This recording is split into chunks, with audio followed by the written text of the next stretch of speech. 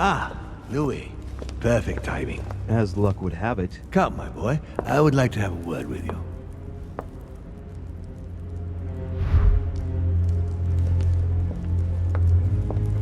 Come closer, please. It's time we had a little chat. What's wrong, my lord? Tell me. What's with all the bodyguards? Louis, it's time you found out the truth. I've been observing you since you arrived. I see you running all over the grounds in the search of Sarah.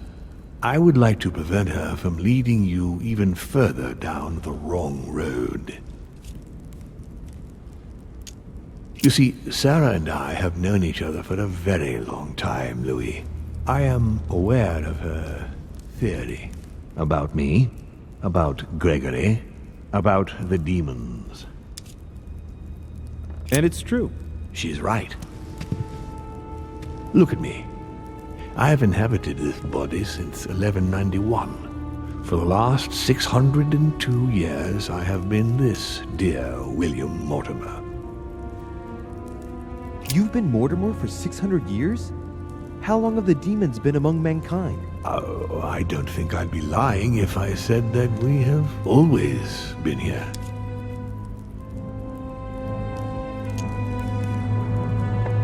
If I follow you, you must have witnessed some of the greatest moments in history. You could certainly say that, yes. Did you know ancient Egypt? Oh, yes, yes.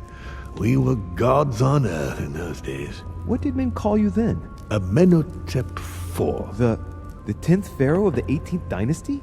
Ooh, I see you're a connoisseur, Louis. Impressive.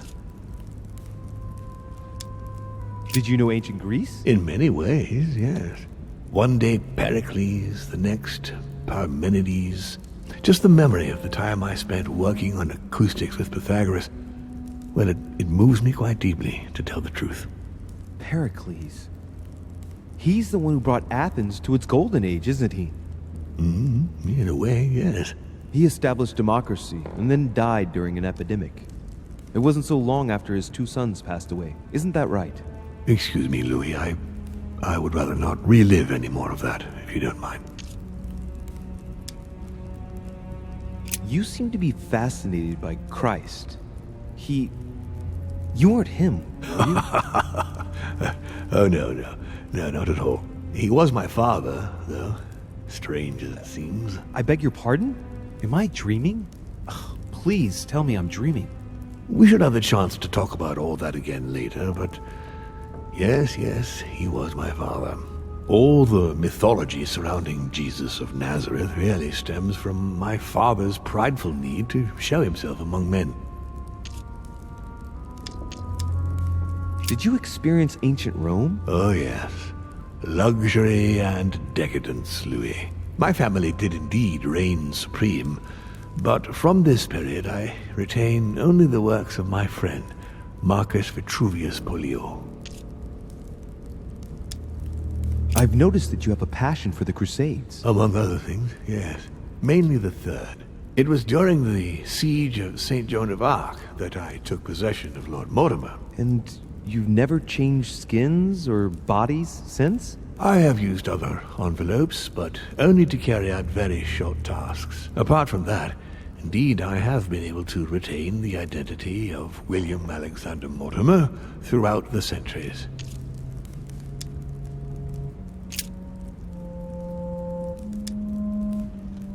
You're the devil incarnate. The devil?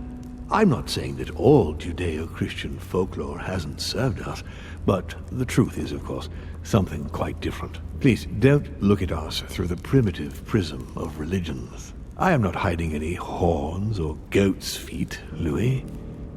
I have no tail. Why do you bring up folklore? You mean that you've taken advantage of people's beliefs? No, not exactly. I mean that we in fact created them from scratch. It is amazing to see how mankind has such a strong need to believe in something superior to itself. It was very instructive for what was to come. Lucifer, the fallen archangel, left heaven accompanied by 133,306,668 angels. Is it true that there are that many of you? No, I assure you, Louis. Forget your Bible class. It's ridiculous. We are not angels. We don't have wings. There is certainly nowhere near 1,000,000 of us. And for that matter, no sacred human text represents us correctly. There are several families, and the family to which I belong has 8 siblings, including Gregory and myself. Sir Gregory is your brother? Yes, what can I say? You can't choose your family. But it is very difficult to know exactly how many of us there are because a large number of our kind remain hidden or never reveal themselves even to us. And you truly have the power to manipulate the thoughts of men. That's right. Every demon has the capacity to infiltrate the minds of men and to read and steer their thoughts. Can you tell me more about your capacities, your supernatural powers? Supernatural? From my point of view, they are perfectly natural. Well, Louis, just because the monkey does not fly doesn't mean that we should consider the bird a supernatural creature. We are all part of a grand design. We are simply made like this. By developing our art, we are able to read thoughts as well as write in the minds of men. It is possible for us to make them bow to our desire, but it doesn't work without leaving some scars. And what do you do with this power? We help them, of course. Of course you do. And you expect me to believe that, I suppose. Louis, demon is just a word. It all depends on what exists beneath the surface. I understand that this isn't easy. The culture of men is centered on the fact that demons are responsible for all the evils on Earth. But if it's the same in every single culture, then maybe there might be something to it. Don't you think? Certainly there is something to it. Control. Man has spent his existence wishing to believe in the supernatural and imposing his belief on others. What could be more convenient for manipulating the masses? A perfect, inaccessible being, and a plethora of demons in every one. The perfect idea to relieve men of all responsibility, while still finding them guilty.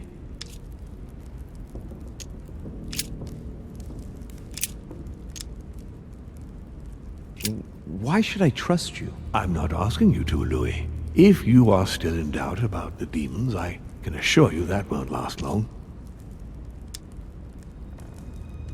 What has my mother got to do with all this? She embarked on a crusade many years ago to kill all the demons. That must have upset you. I imagine you retaliated. No, I'm afraid she never forgave me. Forgave what? We met when she was still just a young woman. I appeared to her in a different form because I didn't want to reveal the identity of Lord Mortimer at that time. She was looking for someone interested in the occult to decipher an ancient book. We spent many years together until I revealed my true nature to her. The old book was Al-Azif, wasn't it? Did she speak about it? Not so long ago, yes. Indeed, it was already Al-Azif. She wanted to unlock the secrets. How would you qualify your species, scientifically? Good question. What is your area of expertise? I'd say physics. So, consider us like the mechanical vibration of fluids. You mean sound? That's right.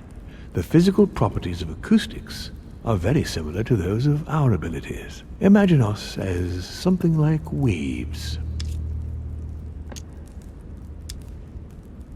What are the demons' projects for humanity? Our aim has long since been to protect humanity from itself. On the other hand, although we give them the impulse to succeed, we don't all agree as to the path they take to achieve it.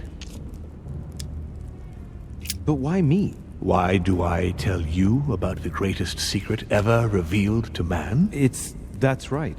I'm coming to that, don't worry. Continue. Louis, it's time you opened your eyes. Come, you'll soon see. After you.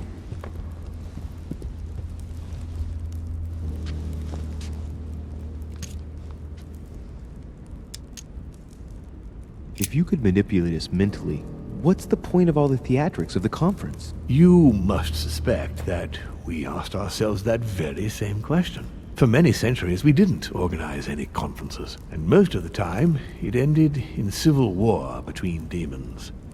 Many of us were killed during this period. The idea of organizing conferences was the answer to everything, the interest being to erect some rules among ourselves.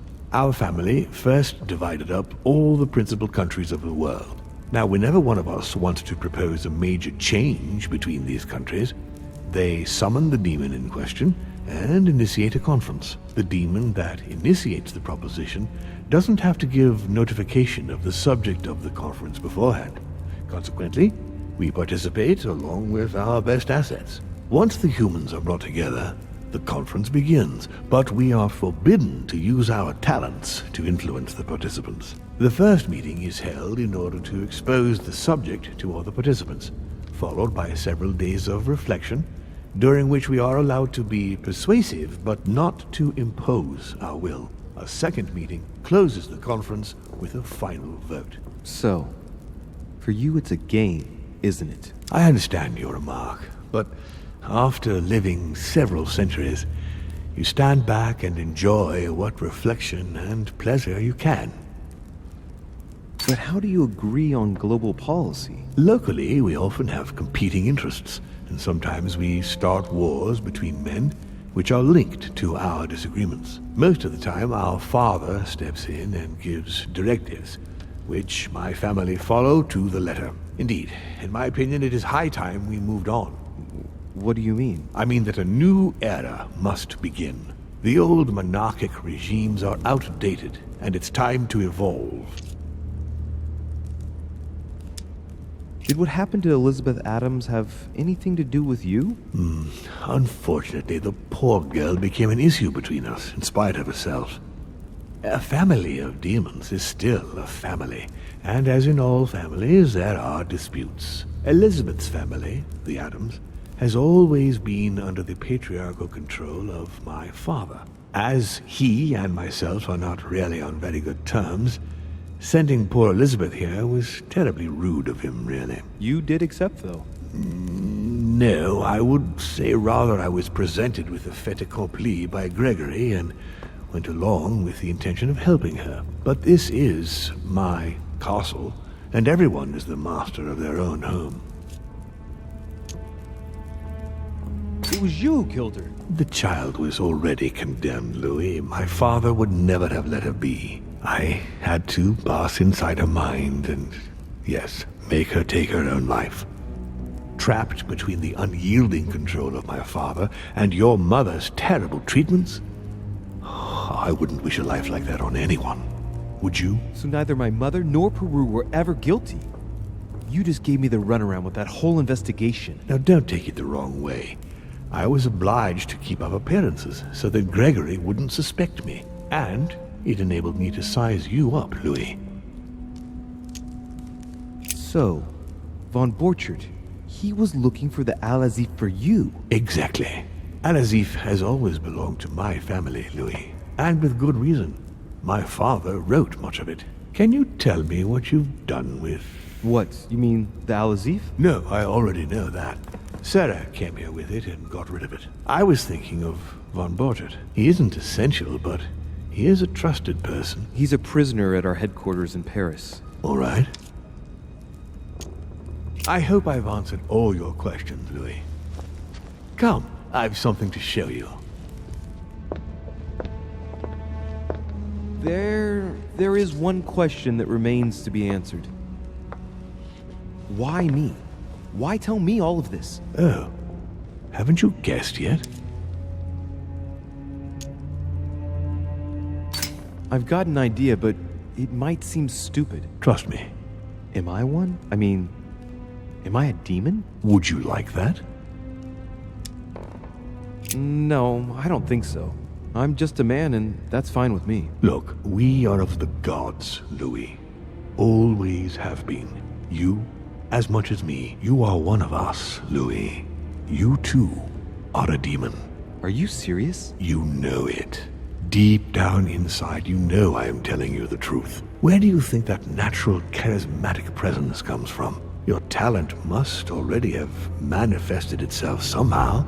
Have you ever had any visions? No. Stop it. It's absurd. Have you never found yourself suddenly inside someone else's body without knowing why? No. Whilst asleep, maybe? That's how it often happens the first time. Your spirit wanders unconsciously. My mother can't have lied to me about that. It's true. Your real mother would never have lied to you. What do you mean? Louis, I would rather you found this out from her own lips, but it's important that you know. Sarah is not your mother. What? I'm sorry you had to find out this way, Louis. But you must know the truth before you commit an irreparable act. No, no. No, it's not possible. You are my son. Liar!